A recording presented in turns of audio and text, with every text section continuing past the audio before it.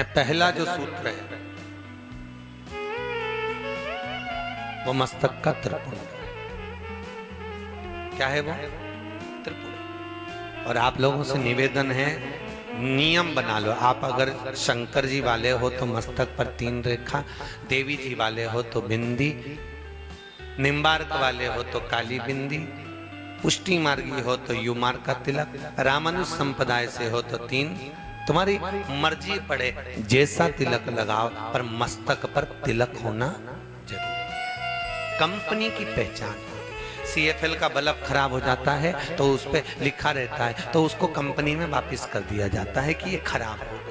अचानक प्राण छूट गया, अटैक आ गया, शुगर बढ़ गई, BP बढ़ गया, प्राण छूट गए, एक्सीडेंट हो गया, तो मालूम पड़ जाए इसके मस्तक पर तिलक लगा है। दुनिया के लोग भले कुछ समझे, पर मस्तक पर तिलक लगा हुआ है तो शिव का धाम जाने वाला है। गले में रुद्राक्ष की माला हो, तुलसी की माला हो, पहचान हो जाएगी ये उस कंपनी का माल, हमारी कंपनी। तो 6 सूत्र में पहला सूत्र हो मस्तक पर त्रिपुंड, और दूसरा सूत्र कहा मुख पर पंचाक्षर मंत्र हो। क्या हो मुख पर? पंचाक्षर। काशी में आए हो, आपसे निवेदन है, प्रयास करना, भले हाथ में माला नहीं पकड़ना, भले नहीं पकड़ना, तुम्हें शर्म आए, तुम्हें लगे हम माला लेकर घूमेंगे क्या करना, तो भले मत पकड़ो, पर निवेदन है पंचाक्षर मंत्र का जाप काशी की नगरी में घट की जिब्या से चलने दो, चलने दो। जब ओम नमः शिवाय बोलिए, ओम नमः शिवाय। पंचाक्षर मंत्र को जपिए नित्य। आप कहीं घूमने गंगा जी के घाट पर दर्शन करने जा रहे हो, पंचाक्षर मंत्र जपो।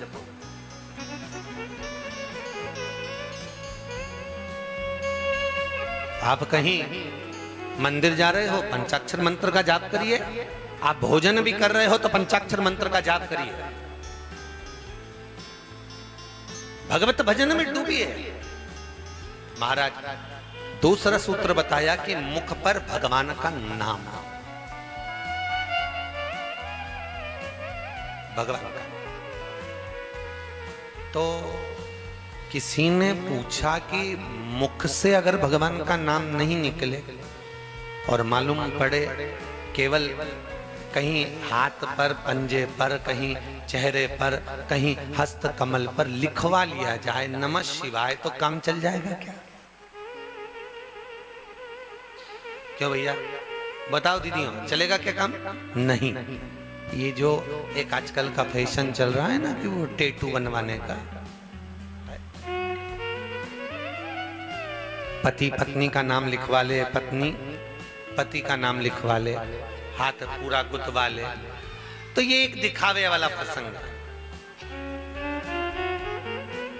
एक दिखावे का प्रसंग होता है। इसमें प्रेम की परिभाषा नहीं होती है। जहां प्रेम की परिभाषा होती है वहां दिखावा नहीं होता।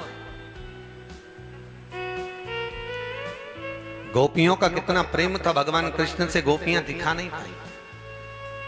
और भगवान कृष्ण का गोपियों से कितना प्रेम था, जब उद्धव जी महाराज को बारंबार उद्धव ने कहा भगवान कृष्ण से, कन्हैया वो गोपियां दिन रात अपने काम में लगी रहती और तू उनके नाम पे रोता रहता। भगवान कृष्ण कहते हैं उद्धव ऐसा मत कहना, जितना वो मुझे चाहती हैं शायद उतना मैं चाह ही नहीं सकता हूं। और फिर भगवान ने उद्धव को प्रमाण दिया। कब? जब भगवान कृष्ण का पेट दर्द हुआ। पेट दर्द होते से उसी समय भगवान ने पेट दर्द होते से रुक्मणी, सतभामा, जामवंती, कालिंदी, मित्रविंदा, लक्ष्मणा सब की सब रोपणी, और रोते रोते वहीं से देवर्षि नारद निकल के जा रहे थे। नारद जी ने पूछा क्या हो गया, क्यों रो रही हो रुक्मणी जी? रुक्मणी जी कहती है मेरे स्वामी का पेट दर्द हो रहा है। भगवान का पेट दर्द? अच्छा, तो कुछ दिया उनको? सारे वेद डॉक्टर सब दिखा दिया, पर औषधि से फायदा ही नहीं मिल रहा। अच्छा, फिर अब यही समझ में नहीं आ रहा क्या हो रहा है। गए देवऋषि नारद भगवान के पास पहुंचे। श्रीमन नारायण, भगवान तो निद्रा में नेत्र बंद करे हुए आराम से पड़े हुए थे। देवऋषि नारद फिर बोले श्रीमन नारायण। भगवान फिर ना सुने, फिर आवाज दिया श्रीमन नारायण। भगवान द्वारकाधीश ने पूछा आओ आओ नारद जी बैठो आराम से, क्या बात है? नारद जी बोले हम तो आपका हाल पूछने के लिए आए हैं। भगवान बोले हाल पूछने की जरूरत क्या है, देख तो रहे हो पेट बहुत दुख रहा है, तो प्रभु बताओ दवाई क्या देने हैं? भगवान बोले बताओ हमारा पेट दुख रहा, हमसे ही दवाई पूछ रहे हो? नारद जी बोले तुम ही ने दर्द दिया है, तुम ही दवा दोगे, बताओ तुम दवाई क्या दी जाए? भगवान बोलने लगे हमारी दवाई हम क्या बताएं? नहीं बताना तो आप ही को पड़ेगी। कोई कोई को व्यक्ति को ऐसा बुखार आता है, किसी व्यक्ति की तबीयत जब खराब होती है, कोई कोई व्यक्ति का ऐसा रहता है, उससे पूछ लिया करो तुम क्या खाओगे, तुम्हारे को तकलीफ है तो तुम्हें बनाए क्या, भोजन क्या बनाए, तुमको क्या अच्छा लगेगा। जिस व्यक्ति को बुखार आ रहा हो, बहुत तेज बुखार हो, जिस व्यक्ति का पेट दर्द हो रहा है, शरीर में कष्ट हो रहा है, बहुत कष्ट हो रहा है, बहुत दिन से उठा ही नहीं है, बीमारी में पड़ा हुआ है, उससे पूछो तुम क्या खाओगे, तो उसकी रुचि का उसको खिला दो तो उसको तृप्ति मिलती है, तो मन शांत होता है, तो उसकी तबीयत धीरे धीरे ठीक होती है। अब मालूम पड़े बेचारे का बीमार पड़ा और तुम वही थूली थूली दलिया ही दलिया उसको खिलाए जा रही, और मन कर रहा मूंग की दाल रोटी खाऊं, फिर ले जाने थूली खिलाया, फिर ले जाने तुली खिलाया, और मन है ही नहीं बेचारे, क्या अच्छा लगे उसको। ये उसी में का हाल है जैसे एक जमाई आया तो सास ने उसके लिए भोजन की थाली लगाई, बड़ी सुंदर थाली तैयार करके भोजन जमाया। अब भोजन की थाली लगाई और थाली लगाकर उसमें सारा भोजन रख दिया। अब जमाई के सामने जैसे भोजन पहुंचा तो उसको सबसे पहले बैंगन की सब्जी दिखी, और वह जमाई को बैंगन की सब्जी अच्छी नहीं लगती थी। अब उसने कहा हे राम बड़ा फंसा मैं तो, और ये बैंगन की सब्जी मेरे को बड़ा नफरत, अब करूं क्या? तो उसने सोचा एक काम करता हूं, सबसे पहले बैंगन की सब्जी समाप्त करता हूं, फिर दूसरी चीज खाऊंगा। अब इसने बेचारे ने सहज भाषा में रोटी का टुकड़ा तोड़ के बैंगन की सब्जी लगा के एक ही कोरे में सब खा गया। खाते से बस अब उसने सोचा सब चीज खाऊंगा, इमरती जलेबी गुलाब जामुन भजिया पकौड़ा कचौड़ी सब खाऊंगा। अब जैसे ही खाने वाला था इतने में अंदर से साला आ गया। साले ने माँ से कहा मम्मी जीजा जी को बैंगन की सब्जी इतनी बढ़िया लगी। तो माँ बोली देख कितना सीधा साधा जमाई बेचारा, ले बैंगन की सब्जी और ले जा। मैं कटोरी भर के ले गया और जीजा जी की थाली में धर आया। अब बेचारा जीजा को बड़ी आप है, मना भी कर रहा नहीं, फिर जीजा जी हमारे हाथ, फिर कटोरी भर के धर गया। अब उसने सोचा ये सब सामान बाद में खाऊंगा, ये बैंगन की सब्जी फिर आ गया, पहले इसको खा। बेचारे ने एक दो कोर में बैंगन की सब्जी फिर निपटाई। इतने में सास ने ससुर को बुलाया, सुनो इतना सीधा जमाई कहीं नहीं मिलेगा, बेचारे को देखो कोई भी चीज अच्छी नहीं लगी, बैंगन की सब्जी अच्छी लगी। इतने में ससुर आ गए, ससुर भी लिया कटोरी भर के, मना कर पिताजी नहीं, पापा जी नहीं, पिताजी नहीं, पापा जी तो हमारे हाथ का नहीं लोगे। फिर बैंगन की सब्जी धर गया ले। अब बैंगन की सब्जी फिर धर दी बेचारे ने बड़ी मुश्किल से कि कचौड़ी मंगोड़ा भजिया बाद में खाऊंगा, पहले बैंगन खा। अब बैंगन की सब्जी फिर खा गया। अब बैंगन की सब्जी फिर खाया। इतने में ससुर ने अंदर जाकर कहा तुम्हारे हाथ की बैंगन की सब्जी जमाई को इतनी जोरदार लगी। सास बोली मुझे क्या मालूम था बैंगन की भजिया बनाती, बैंगन की कचौड़ी बनाती, मुझे क्या मालूम था इनको बैंगन इतना पसंद है। और सास कढ़ैया लेकर ससुर के साथ वहीं जमाई के पास में बैठ गए और पूरी कटोरी 2-3 भर के बैंगन डाल दिया। बेचारे का वह बैंगन ही बैंगन से पेट भरा गया, उड़ गया, चले गए लड़की को लेकर वापस। तो व्यक्ति की जिसमें प्रियता ना हो वो ना दिया जाए, जिसमें प्रियता हो वो प्रदान, उसमें प्रियता। नारद जी बोल रहे हैं तुम्हारा पेट दुख रहा है, जरा बताओ जल्दी से क्या करना है। भगवान बोले जो मुझे ज्यादा चाहता उसके चरण की रज ला दो। इतनी सी बात। रुक्मणी जी जरा, माता रुक्मणी ने बोला बोलो क्या बात है, जरा बैठो सिंहासन पे, रज दो पाँव की, धूल दो। अरे रुक्मणी जी बोली पागल हो गए नारद जी, मैं अपने पति को अपने पाँव की धूल खिलाऊंगी, अपने पाँव की चरण की रज दूंगी? नहीं दे सकती। सतभामा जामवंती कालिंदी मित्रवृंदा लक्ष्मणा कोई देने को तैयार नहीं। देवऋषि नारद ने सोचा ये तो रज मिली नहीं रही, क्या करें। देवऋषि नारद चले और ब्रज की रज में पहुंच गए। राधा जी को मालूम पड़ा। राधा जी ने पूछा नारद क्यों रो रहे हो, भगवान का पेट दुख रहा है, चरण की रज चाहिए तो लो मेरे चरण की रज ले जाओ। और नारद जी के एक पिछोड़े में माता राधा रानी ने चरण की रज दे दी। देकर राधा जी ने उस रज को वापिस ले लिया, वापिस।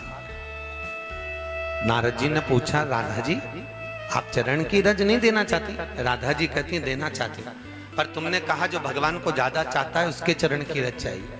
नारद जी, हो सकता है मुझसे ज्यादा चाहने वाली इस ब्रज की रज में और भी गोपी हो, तो तुम एक काम करो, सबकी ले जाओ। नारद जी बोले तो सब इतनी सारी कभी इकट्ठी होंगी? राधा जी बोली, जब मेरा प्रीतम मेरा कृष्ण यहाँ से गया था तो बंसी मुझे देकर गया था, उस बंसी को मैंने कदम के पेड़ के नीचे ब्रज की रज में छुपा दी है, उसको मैं बजाती हूँ। राधा जी ने बंसी का नाद करा, गोपियां सोची कृष्ण आ गया, दौड़कर गोपियां आ गई, सारी गोपियों से भगवान ने, राधा जी ने कहा एक काम करो, अपने अपने चरण की रज दो। इतनी बड़ी पोटली बांध के चरण की रज की देवर्षि नारद को दे दी और नारद जी के सिर पे रख दी। नारद जी के सिर पे जैसी रखी तो नारद जी तो डोले। अब डोलते डोलते नारद जी सीधे पहुंच गए द्वारका। राधा जी ने पूछा, रुक्मणी जी ने पूछा, इसे डोल क्यों रहा है? कि ऊपर रज रखी है, तो रज से कोई डोलता है क्या? क्यों मूर्खों जैसा काम कर रहा है? रुक्मणी जी जैसी बोली तो नारद जी ने कहा तुम रख के देख लो। अब जैसी रुक्मणी ने चरण की रज माथे पर रखी तो रुक्मणी भी डोल रही है। ले जाकर देवऋषि नारद ने भगवान को चरण की रज दी। भगवान ने पाया पेट दर्द बंद हो गया, उठा के पूरी रज अलमारी में रख दी। भगवान ने पूछा, नारद ये क्या कर रहा है? इतनी सारी रज तू अलमारी में क्यों रख रहा है? नारद जी बोले, पूरा दवाई का पत्ता ला के रख दिया, जब पेट दुखे जब खाते रहे, बार बार कौन जाएगा लेने? अर्थात शिव महापुराण की कथा कहती है कि प्रेम दिखाया नहीं जाता, प्रेम भीतर से होना चाहिए। भीतर से प्रेम दिखाया नहीं जाता। शादी के पहले छोरा और छोरी जब बात करते हैं ना, हमने कई बार सुना, गार्डन में हम लोग जब मॉर्निंग वॉक में घूमने जाते हैं तो एक छोरी बैठी थी, छोरे से कह रही थी तुम काहे को चिंता करते हो, एक बार शादी तो हो जाए, पूरे घर को स्वर्ग बना दूंगी, काहे को चिंता कर रहे हो? हमने उसको घूर के देखा तो हमको लगा छोरी का विल पावर तो देखो कितना मजबूत है।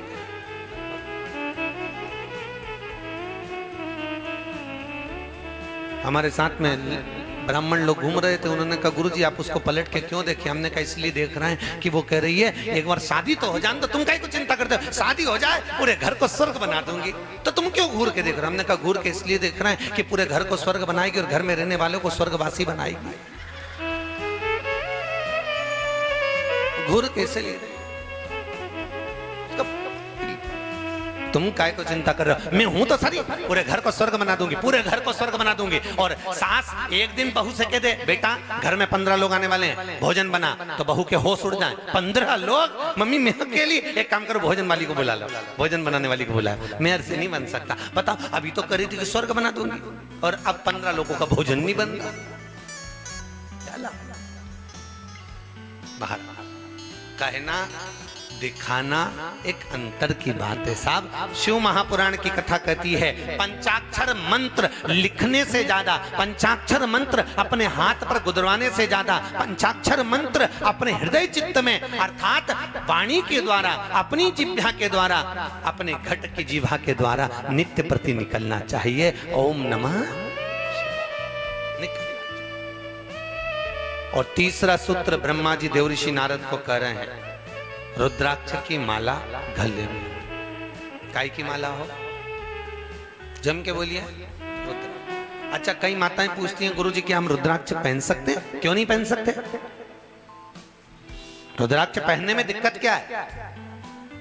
क्या गुरुजी रुद्राक्ष हम धारण कर सकते हैं? क्यों नहीं कर सकते? जरूर जरूर धारण,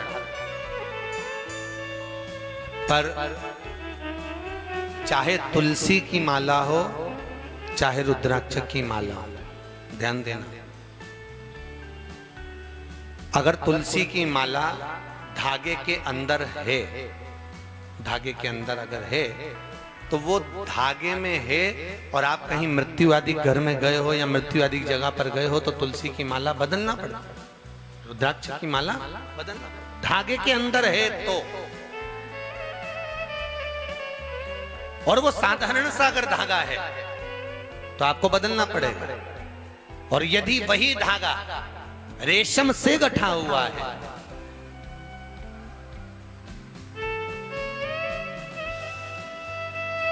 रेशम में बंधा हुआ, अगर रुद्राक्ष रेशम में है, तुलसी की माला अगर रेशम में है तो फिर उसको बदलने की भी जरूरत नहीं पड़ती है। रेशम में कुछ कुछ चीजें ऐसी होती हैं कि जो गलत होने के बाद भी हमारे हिंदू धर्म में पूज्य मानी जाती है। जैसे शहद, शहद गलत है देखा जाए तो। मधुमक्खी उसको फूल में से लेकर आती है, अपनी राल से उसको उल्टी के द्वारा पटकती है और वो हम पूजन में काम में लेते हैं। वो गलत होने के बाद भी पूज्य है। रेशमी वस्त्र, रेशम का कीड़ा जन्म लेता है और वो कीड़े को तपाकर मारकर उस रेशम के कीड़े की राल द्वारा रेशम का वस्त्र निर्मित होता है, फिर भी हमारे यहां उसको पूज्य है। पीपल का वृक्ष, बड़ का वृक्ष, ये दोनों वृक्ष कागविष्ठा से जन्म लेते हैं। अर्थात कौवे को सबसे ज्यादा अगर प्रिय है तो पीपल का फल और बड़ का फल प्रिय है। काय का फल प्रिय है? जम के बोलिए। पीपल और बड़ का। ये कौवे को सबसे ज्यादा प्रिय है, पीपल का फल और बड़ का फल। तो पीपल के वृक्ष पर कौवा बैठता है, पीपल के फल को खाता है, और बड़ के पेड़ पर बैठता है, उसका फल खाता है। और कहीं पर भी उड़कर कौवा जाता है, किसी दीवार पर, किसी जगह पर, अन्य जगह पर बैठता है, और जब वो विष्ठा करता है, जब गंदगी करता है, उसके द्वारा पीपल का पेड़ दीवार पर भी जन्म ले लेता है महाराज, बड़ का पेड़ दीवार पर भी आ जाता है। तो काग विष्ठा के द्वारा जन्म लेने के बाद भी वो पूज्य है, उसके बाद भी पूजा जाता है। गंगा का जल निर्मल, गंगा जल क्या है? निर्मल। निर्मल का मतलब समझते हो? इस भगवान पर ये चीज चढ़ गई और नीचे उतर गई, उतरने के बाद वो विसर्जन होना चाहिए, उतरने के बाद उसको ठंडा करना चाहिए। पर गंगा का जल निर्माल्य होने के बाद भी 33 कोटि देवताओं के अभिषेक में, पूजन में, अर्चना में, भजन में, कीर्तन में वो चलता आज भी।